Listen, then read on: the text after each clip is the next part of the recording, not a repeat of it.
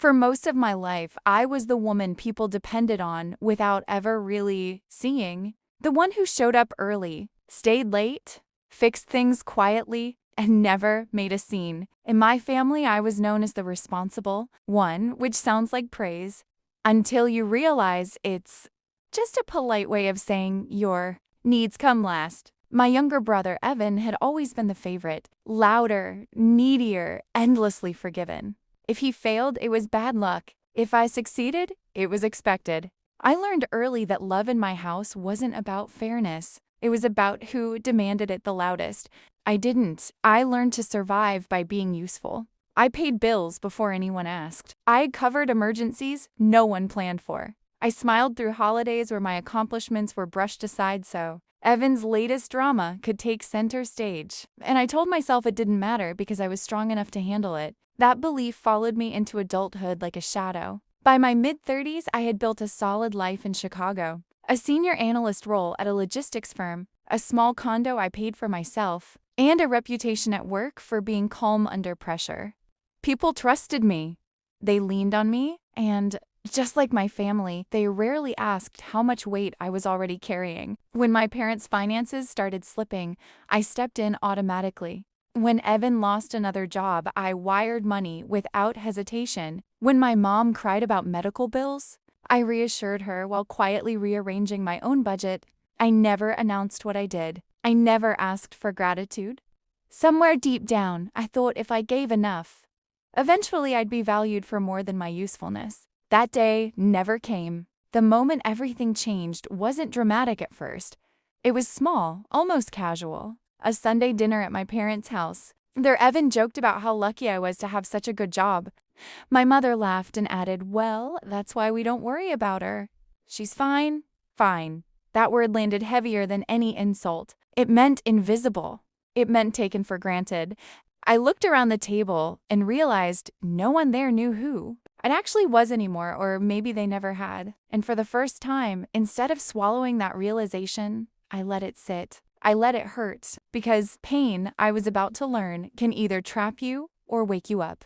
The real fracture came 3 months later, when my parents hosted a retirement celebration for my father at an Stoa upscale restaurant downtown. It was the kind of place with white tablecloths, valet parking, and menus without prices. Evan arrived late, loud as always, bragging about a new business idea he hadn't started yet. I arrived on time, gift in hand, already knowing how the night would unfold. And I was right. Evan ordered top-shelf drinks, expensive entrees, and joked with the waiter like he owned the place. Halfway through the meal, my mother leaned toward me and said quietly, "We're a little short tonight. You don't mind covering the bill, right?" She said it like it was a given, like refusing wasn't an option, like I existed solely to catch them when they overspent.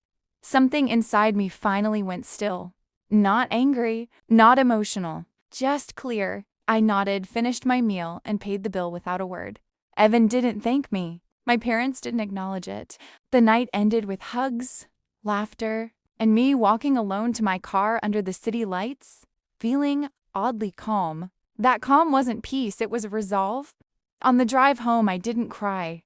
I didn't vent. I opened my laptop when I got inside and pulled up every financial record I had. Years of transfers, loan favors, subscriptions, insurance add-ons, emergency funds. The total stunned even me. Over $160,000, quietly given, casually expected. That was the night I stopped reacting and started planning. Revenge for me wasn't about yelling or exposing anyone publicly. It was about reclaiming power where I'd slowly given it away. I didn't cut anyone off immediately. I didn't announce boundaries. Instead, I did something far more unsettling. I stepped back. I stopped offering help before it was requested. I delayed responses. I asked questions I'd never asked before. What's your plan? How are you budgeting? When will you pay this back? The reactions were immediate: confusion, irritation, guilt-tripping. Evan accused me of changing. My mother said I was being cold. My father said family doesn't keep score. I listened quietly, taking mental notes. Because when people panic at your boundaries, it's usually because they were benefiting from you having none. And while they struggled to adjust, I focused on myself.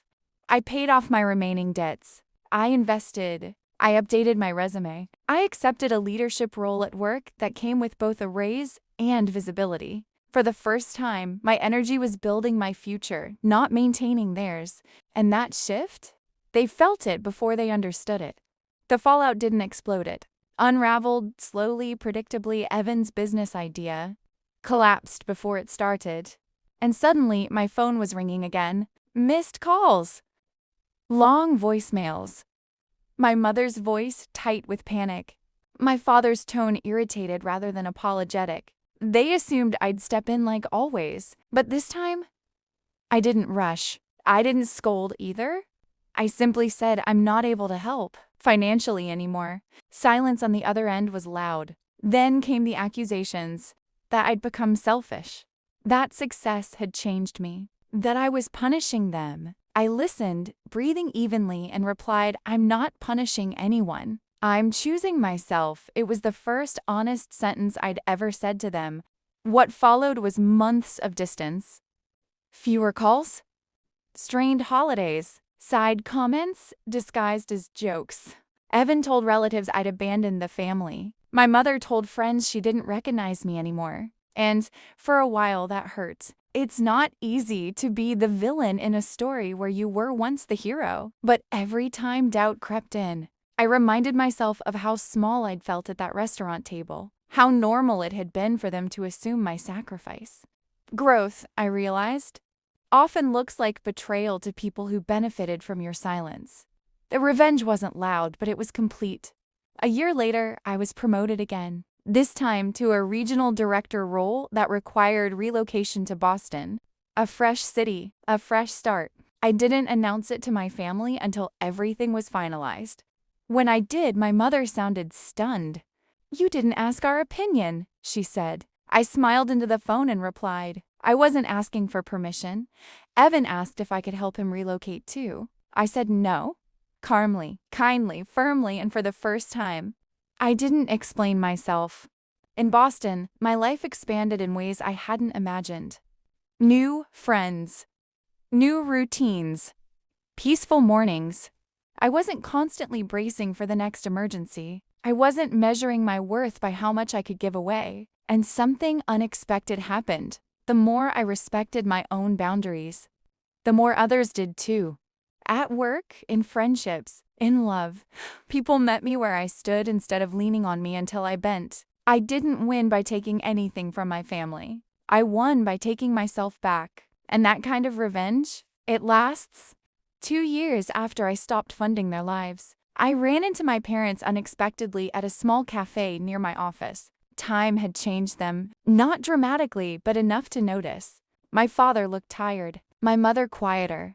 We exchanged polite conversation, careful and measured. Eventually, my mother said softly, We didn't realize how much you were doing. I looked at her and saw sincerity mixed with regret, but also relief. Because they had survived without me carrying everything, not comfortably, not easily, but honestly, and that mattered. I told her I needed to stop so I wouldn't disappear. She nodded. No argument, no defense. Just acceptance.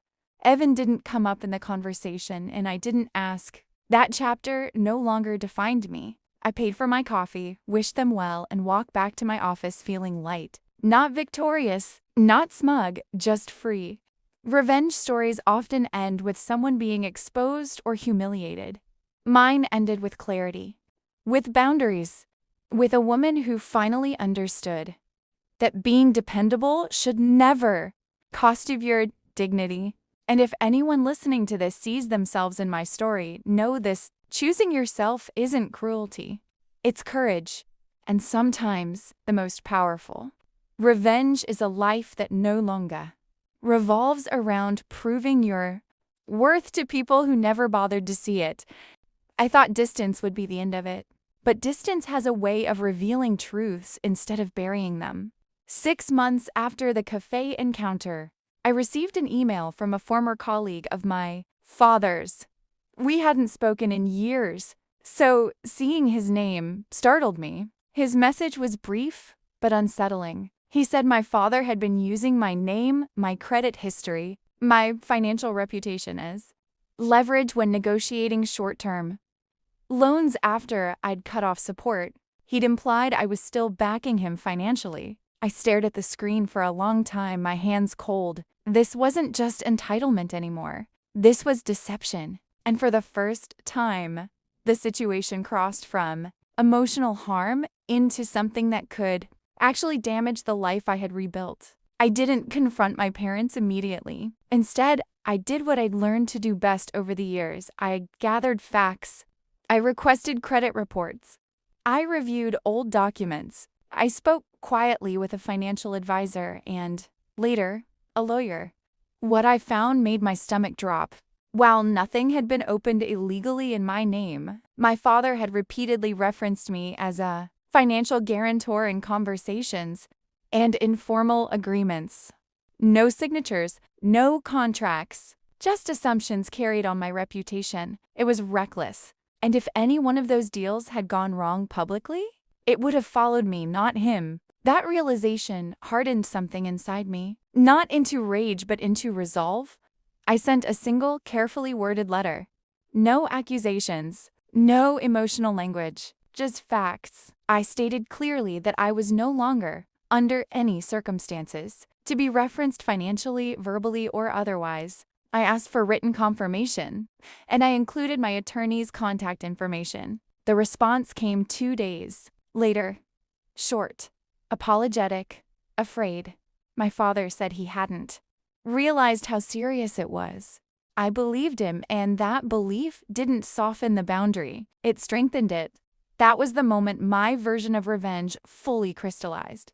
Not through confrontation, not through exposure, but through documentation, control, and consequence. I had spent my life being underestimated because I was quiet. They mistook my silence for weakness. They mistook my generosity for permission. Now they were learning the difference. I wasn't cutting them down. I was cutting off access, and that distinction mattered more than they understood. The months that followed were uncomfortable but clean, the kind of discomfort that comes with healing instead of harm. My parents stopped reaching out entirely, not out of anger I sensed, but embarrassment. Without my financial cushioning, every decision they made carried weight again. They downsized further, sold furniture, canceled subscriptions. My father stopped pretending retirement was permanent and took a consulting role he'd once considered beneath him. My mother worked longer hours. They adjusted not because I rescued them, but because they had to. And in that adjustment, something shifted. They became accountable in ways they never had been while I was silently absorbing the fallout. Evan struggled the most. Without a safety net, his pattern of drifting finally collided with reality. He bounced between jobs, moved apartments twice in 1 year, and leaned heavily on friends who eventually pulled away. I heard about it indirectly, through people who didn't realize how close the information cut. Once, late at night, I received an email from him. Not asking for money, just venting, complaining, blaming everyone else. I read it once and archived it without replying. That silence was harder for him than any argument would have been, because it forced him to sit with himself. Meanwhile, my own life continued to expand. I spoke at industry conferences. I mentored junior analysts, especially women who reminded me of myself 10 years earlier. I told them things I'd never been told, that being capable doesn't obligate you to be exploited, that loyalty without boundaries is self-erasure, that you don't owe consistency to people who benefit from your exhaustion. Each time I said those words out loud, they healed a part of me too. One evening, after a long workday, I sat in my apartment, overlooking the Charles River, and realized something quietly profound. I no longer fantasized about confrontation. I no longer rehearsed arguments in my head. The need to be understood by my family had dissolved. Not because they finally understood, but because I no longer required it. That was the true shift, the kind of revenge that doesn't announce itself, but leaves no opening for repeat harm. A year later, My parents reached out again, this time with humility instead of expectation. My mother wrote a letter, handwritten, mailed to my office. She apologized without excuses. She acknowledged the imbalance, the favoritism, the way they'd leaned on me while praising Evan for surviving the messes they enabled. It wasn't perfect. It didn't undo the past, but it was honest. And honesty, I'd learned, was rare currency in my family. I didn't rush to respond. I took weeks. I talked it through with my therapist, something I'd finally allowed myself after. Years of insisting I was fine, and when I did reply, I set conditions.